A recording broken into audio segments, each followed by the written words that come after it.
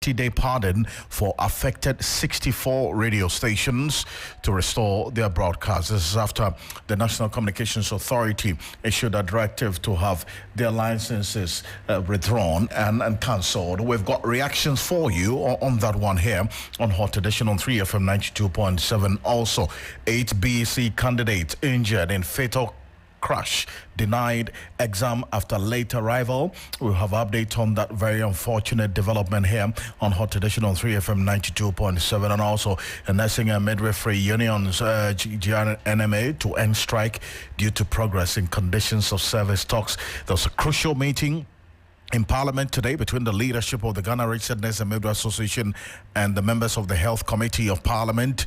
And we understand the Speaker of Parliament sat through that 4-hour meeting as well. So stay with us. We've got updates for you from Parliament shortly. We'll cross over to Parliament. This matter is being discussed on the floor of the House as we speak. But before that, let's settle for a summary of the news. And Safwa Boahing is here.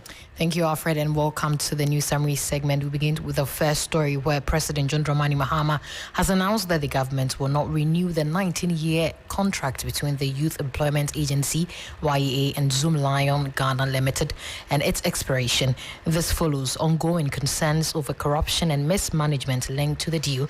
In a letter dated June 11, 2025 and addressed to investigative journalist Manasseh Azuri-Awuni, the President, through his secretary, Dr. Callistus Mahama, confirmed the contract's expiration and assured it will not be renewed. Away from that, President John Dramani Mahama has directed the Minister for Communications, Digital Technology and Innovation to collaborate with the National Communications Authority, NCA, to immediately restore the broadcast of 64 radio stations affected by recent regulatory actions. A statement by Minister of Government Communications Felix Kwachufusu said the President emphasized that while regulatory compliance is important, it must not come at the expense of media freedom.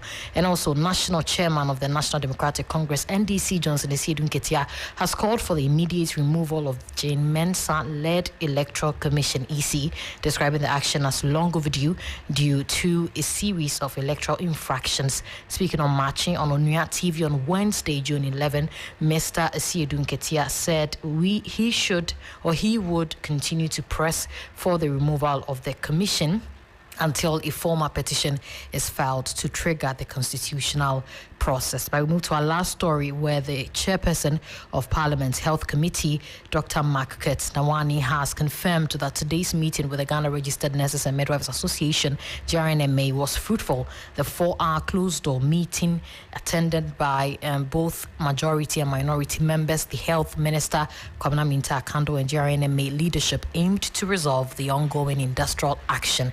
And this is where we end our news summary segment. Over to you, Alfred. Safa, thank you very much. It's more news on 3news.com. Make some time and visit 3news.com. This is Hot Edition. We're live on Kesmi 107.1 in Tamale and beyond, and also on W 93.5 in 1 beyond. Your thoughts, views, comments and opinions are welcome at 3FM 927. Read out to you and to the rest of the world. And we'll start off from Parliament because the Ghana Registered Nurses and Midwives Association strike is topical on the floor of Parliament as we speak. Majority Leader Mahama Yariga is addressing the floor of the House on this matter. All these are measures that this government is putting in place. And so, Mr. Speaker, when we met them today, we appealed to them and they assured us that they were going to go and think about it, and hopefully by the close of business today, they will get back to this Parliament. We approached it in a very bipartisan manner, and I think they could see that this House is appealing to them as a collective, not as different political parties or as a government or as an opposition, but both as a government and an opposition. And they have taken our appeal seriously, and they promised to get back to us by close of business today. I want to assure our nurses that this Parliament stands with them.